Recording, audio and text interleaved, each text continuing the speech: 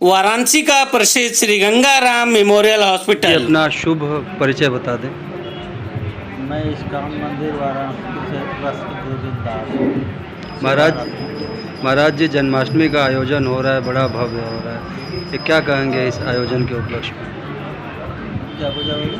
ये जो आयोजन हो रहा है महाराज जी जन्माष्टमी पर, कौन कौन से आयोजन हो रहे हैं, कौन कौन से कार्यक्रम होंगे?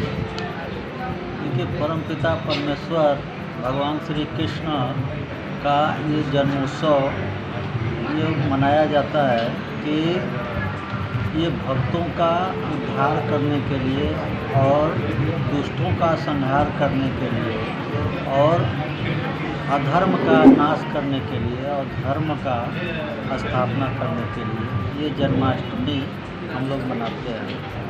और जैसे पिछले अनेकों साल से मनाते आ रहे हैं और इस साल हम लोग कुछ विशेष जन्माष्टमी मना रहे हैं। विशेष का मतलब ये है कि इस्कॉन वाराणसी में इतने भक्त, इतने श्रद्धालु कनेक्टेड है, इतने लोग का श्रद्धा है कि पिछले साल हम लोग थोड़ा यहाँ पे कंट्रोल करने में असुविधा होने लगा, तो इस साल हम लोग 3 जगह जन्माष्टमी करें।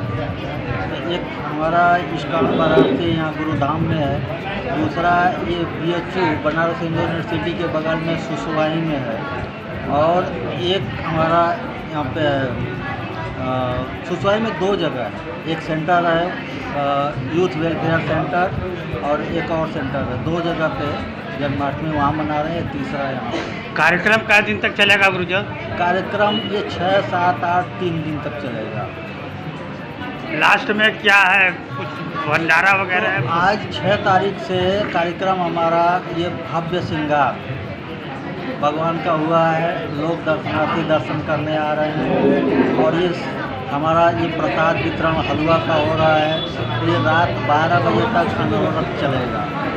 कल 7 तारीख को हमारा मुख्य जन्माष्टमी का दिन है, जो कि सुबह 7 बजे, 7:30 बजे ये भव्य श्रृंगार दर्शन होगा, श्रृंगार होगा, भगवान का आरती होगा। उसके बाद भागवतम कथा होगा, कथा के बाद अनवरत चलता रहेगा। फिर भगवान का भोग लगेगा और 108 गव्य से भगवान का अभिषेक होगा।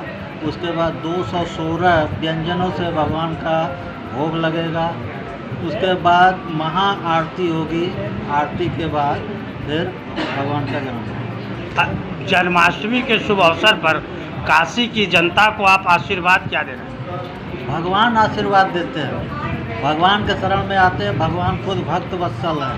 जो भक्त भगवान के शरण में आते हैं, भगवान उनका खुद ध्यान रखते हैं, ख्याल रखते हैं। कुछ संदेश आप अपने मुखार बिंदु से दें। ये कलयुग है।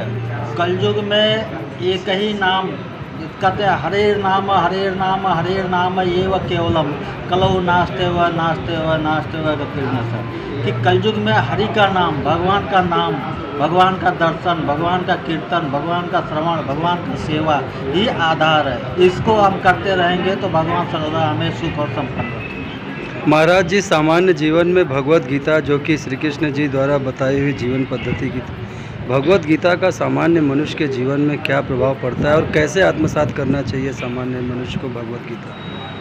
जैसे कि एक हमारा जब कोई भी हम इंस्ट्रूमेंट्स खरीद के लाते हैं, उसके साथ एक मैनुअल बुक मिलता है।